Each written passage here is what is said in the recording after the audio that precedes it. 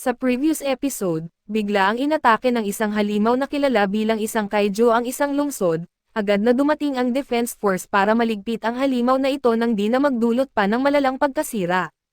Matagumpay nilang napatay ito at matapos ang labanan ay agad na nilinis ng mga tagalinis ang dambuhalang nilalang na ito. Isa sa mga tagalinis ay ang ating bida na may pangalang Kafka at matagal na niyang pangarap na maging kasapi sa Defense Force, kaso lang ay malas siya pagdating sa pag-apply dito. Isang araw ay hinatake ulit sila ng halimaw at muntikan pang mamatay si Kafka sa pangyayari, pero sa kabutihang palad ay naligtas sila ng Defense Force at agad silang sinugod sa ospital kaso lang nagkaroon ng nakakakilabot na pangyayari kay Kafka na kung saan, biglaan na lang pumasok sa bibig niya ang isang halimaw at ito'y gumawa sa kanya bilang isang halimaw na kaiju. At sa pagpapatuloy, sa ospital ay sinabi ni Ichikawa na si Kafka ay unti-unting nagiging isang taong maaasahan ng lahat, subalit pagbalik nila sa trabaho ay binawi niya lahat ng sinabi at natatakot si Kafka at sinisi niya si Ichikawa sa paghimok sa kanya na kumuha ulit ng pagsusulit.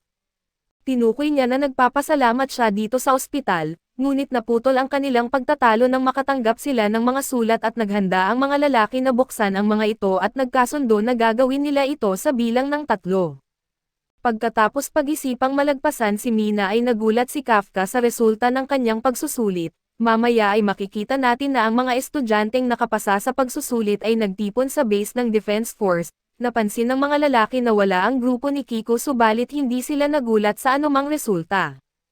Tumahimik ang silid nang pumasok si Kiko at nalaman natin na siya ang nakakuha ng pinakamataas na score. Akala ni Azumo na siya ang magiging una bago ang pagsusulit, ngunit sa tingin niya ay kailangan na lang nilang maglaban para sa pangalawang pwesto ngayon. Hindi ganito ang iniisip ni Kagari, dahil binanggit niya na siya ang nakakuha ng pinakamataas na score sa pagsusulit sa fitness at hahayaan niyang makuha ni Azumo ang ikalawang pwesto habang siya naman ay maghahangad pa rin para sa una. Nagpakilala si Ihuro kay Ichikawa at nagtaka kung nasaan ang matandang lalaki. Inisip niya na hindi nakapasa si Kafka at nag-alala lamang ang mukha ni Ichikawa at noon dumating si Mina para simulan ang seremonya ng pagpapakilala at napili si Kiko na magsalita para sa bagong klase. Ang 27 sa kanila ay itinuturing na ngayong mga opisyal ng Defense Force at idineklara ni Kiko na iaalay nila ang kanilang mga buhay para sa layunin. Nagulat si Kiko nang pasalamatan siya ng personal ni Mina sa pagligtas sa lahat sa pagsusulit. Lubos na nalungkot si Kiko dahil alam niyang si Kafka ang nararapat na nakakarinig ng mga salitang ito at nagtaka siya kung bakit wala siya roon. May lakas ng loob itong hindi lamang iligtas ang kanyang buhay kundi mag-alala rin sa kanya na parang bata siya.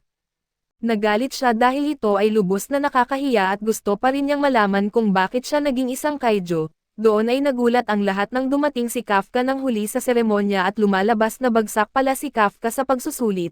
Nakakuha siya ng pinakamababang score sa fitness exam at 0 sa kanyang skill test.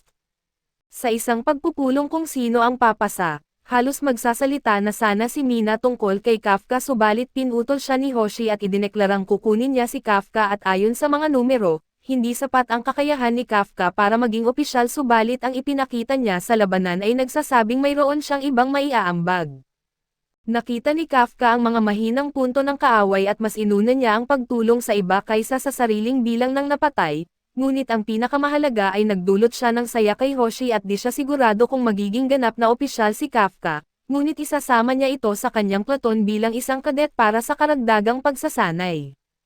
Ipinaliwanag ni Mina na bilang kadet siya mag-e-enroll kaya hindi siya kasali sa seremonya ng pagpapakilala. Natuwa si Kiko at ang mga nangungunang lalaki nang marinig ito at pagkatapos, nagbigay si Mina ng talumpati tungkol sa pagiging mas malakas ng mga kaiju at hindi niya magagarantiyahan ang kaligtasan ng mga bagong opisyal, ngunit nangako siya na tatayo sa pinakahanay para magsilbing kalasag at sibat nila.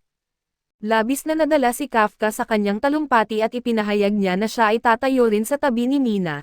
Nagulat ang lahat nang tawagin niya ang kapitan sa unang pangalan at magsalita ng wala sa oras at sinabi ni Mina na may utang siyang 100 push-up sa kanya, ngunit naisip ni Kafka na aksidente lamang iyon. Hindi mapigilan ni Hoshi ang pagtawa at binanggit na bumalik na si Kafka sa kanyang nakakatawang ugali. Umalis si Mina kaso napansin ni Hoshi na maaaring ngumiti siya ng kaunti at di makapaniwala si Konami na nagdadala na si Kafka ng komedya, subalit paliwanag niya na kailangan nila ng isang katulad ni Kafka dahil malungkot ang lugar na ito.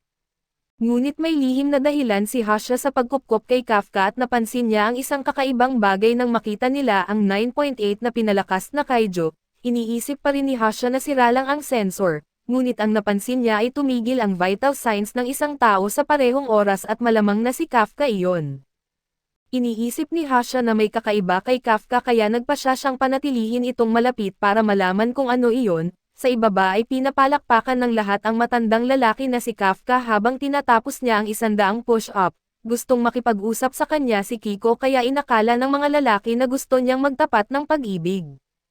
Itinanggi niya ito kaya't inisip ni Kafka na isa itong usapan na magkita tayo sa likod ng gym pagkatapos ng klase. Itinanggi rin ito ni Kiko at sinabihan lang siya na sumama sa kanya at ginawa niya ito. At nagulat si Kiko nang ibunyag ni Kafka na pumasok ang puwersa ng Kaijo sa kanyang bibig. Nagtataka si Kafka kung maaari niyang sabihin ang katotohanan sa Defense Force dahil baka may paraan silang pagalingin siya. Sigurado si Kiko na ito ay isang nakakakilabot na ideya, dahil kung hindi man siya agad patayin, tiyak na gugugulin niya ang natitirang buhay sa pagsasagawa ng mga eksperimento. At ang mas malala pa, narinig niya ang isang chismis tungkol sa ginagawa nila sa mga Kaijo na sapat ang lakas para mabigyan ng numero pagkatapos matalo, ginagamit ang kanilang mga bahagi ng katawan para sa isang espesyal na sandata. Natatakot si Kiko na mangyari ito kay Kafka kaya nakiusap siya na panatilihing lihim ito, pumayag siya subalit nangako rin na kung susubukan ni Kafka na makasakit ng sangkatauhan ay siya mismo ang tatapos sa buhay nito at naging seryoso ang lahat. Ngunit umaasa talaga si Kafka na gagawin ito ni Kiko kung magkakaproblema sa hinaharap. Samantala ay pinanood ng lahat habang isinagawa ni Ichikawa ang isang pagsasanay, natapos niya ito sa loob lamang ng mahigit 2 minuto at kalahati at inanunsyo na ang kanyang tinatayang lakas sa labanan kapag hindi nakakulong ay 18%, namangha ang lahat at humanga si Hoshi sa kanyang mabilis na pagunlad sa maikling panahon. Inakala ng kampo nila na magtatakda lamang si Ichikawa ng panibagong personal na record kaya't sumabak din siya sa pagsasanay, nagpakitang gilas siya at tumangging magpatalo, natapos niya ito sa 2 minuto at 15 segundo na may lakas sa labanan na 20%. Napakasaya niya sa kanyang sarili at sinabihan si Ichikawa na huwag masyadong mayabang, ngunit lahat ay lubos na nagulat nang matapos ni Kiko ang pagsasanay sa 1 minuto at 15 segundo lamang, na may lakas sa labanan na 55%. Inaasar ni Kiko ang mga lalaki dahil kahit pagsamahin ang kanilang mga iskor ay mas mababa pa rin sa kanya, at hindi maiwasan ni Izumo na makaramdam ng pagiging karaniwan sa tabi niya at binigyang diin ni Kagari na hindi siya dapat mag-alala sa mga mas mahusay sa kanya dahil pareho na silang may lakas sa labanan. Nangako siya na magtatakda siya ng bagong pinakamahusay na iskor pagdating ng kanyang turno, at tinignan ng lahat ng makapangyarihang karibal ang isa't isa ng may matinding intensidad, gayunpaman nabasag ang tensyon nang matapos ni Kafka ang pagsasanay sa loob ng 6 na buong minuto na may lakas sa labanan na 1%. Talagang masaya si Kafka dito dahil nagawa niyang itaas ang 0% mula noon sa 1 at hiniling ni Kafka na purihin siya ni Kiko, ngunit tinuro ni Hasha na sa ganitong paraan ay hindi siya magiging ganap na opisyal at sa katunayan, malamang natatanggalin siya sa loob lamang ng 3 buwan. Pinapatakbo sila ni Osha ng 10 lap at binigyan pa ng 5 karagdagang lap dahil sa kanilang reklamo. Napansin ni Konami na maraming magkakaribal sa klase na ito at natutuwa si Hoshi na nagtutulungan silang lahat para mas gumaling pa. Pagkatapos ay pagod na ang mga lalaki at nagtangkang makipagtalo si Hiro kay Ichikawa kung sino ang may mas malaking mga muscle. Pinigilan sila ni Kafka sa pagtatalo at ipinakita sa kanila ang muscle ng isang masipag na matanda at hindi naman matagal na nakatago ni Kafka ang kanyang tiyan, at tinukoy niya na hindi siya makakasali sa Defense Force na may dagdag na tiyan tulad nun. Sinabi ni Kafka sa kanilang lahat na mangyayari rin ito sa kanila pagkatapos nilang mag-28 at hinamon sila sa arm wrestling para makita kung sino ang mas malakas. Biglang nahiya silang lahat nang pumasok si Karagi na may malalaking muscle sa laundry room. Sa laundry room, nagulat ang mga babae sa klase nang makita nila si Mina at humanga si Kiro sa kanyang kagandahan subalit alam niyang hindi lang iyon ang dahilan ng kanyang kahangahangang lakas sa labanan, gusto niyang malaman kung anong klase ng pagsasanay ang ginawa ni Mina kaya't pinapatayo siya ni Mina sa tabi niya. Nagulat si Kiko na gusto ni Mina na ipakita sa kanya agad, ngunit masigasig siyang pumayag at bumalik sa bathroom ay pinag-uusapan ng mga lalaki kung bakit sila sumali sa Defense Force. Si E-Hero ay nailigtas ni Captain Mina kaya't palagi niyang gustong maging bayani tulad niya at ibinahagi ng ibang mga lalaki ang parehong pagnanais na maging mga bayani dahil sa kanya. Namangha si Kafka na maraming tao ang na-inspire nito at itinuro ni Aika na siya ang superhero ng kanilang henerasyon. Gusto nilang malaman ang dahilan ni Kafka, at nagulat sila nang malaman na sila ay magkaibigan noong bata pa sila ni Mina at mas lalo silang nagulat nang marinig na may pangako sila noong bata pa. Sinubukan ni Kafka na umalis ng palihim ngunit pinigilan siya at hiniling na marinig ang natitira niyang kwento. Pagkatapos ng paliligo ng mga babae, nagtaka si Kiko kung may nangyari ba sa mga lalaki dahil hindi sila mukhang maayos at lumabas na masyado silang nadala sa pag-uusap kaya't matagal silang nagbabad sa bathroom. Pinag-usapan nila si Mina kaya tinawag lang sila ni Kiko na mga hangal na lalaki. Magpapatuloy ang klase sa mas marami pang pagsasanay at bagamat maraming oras ng tensyon, malinaw na nagbubuklod sila at gumagawa sila ng halos lahat ng bagay ng magkasama at lumalakas bilang isang koponan. Isang araw ay naiwan si Kafka sa pagtakbo ngunit tinulungan siya ng kanyang kaibigang si Ichikawa na magpatuloy at isang gabi, tumanggi si Kafka na matulog dahil alam niyang kailangan niyang magtrabaho ng doble kaysa sa iba pa. Nagulat siya nang biglang dumating si Hasha at ipinupunto na mahalaga rin ang tulog. Tumanggi si Kafka na hayaan ang sarili niyang mapagod at nagtaka si Hasha kung ginagawa ba niya ito lahat para kay Mina. Hindi makapaniwala si Kafka na alam niya ito kaya't sinabi niya na dapat isipin niyang nire-record ang bawat salitang sinasabi niya sa dormitoryo.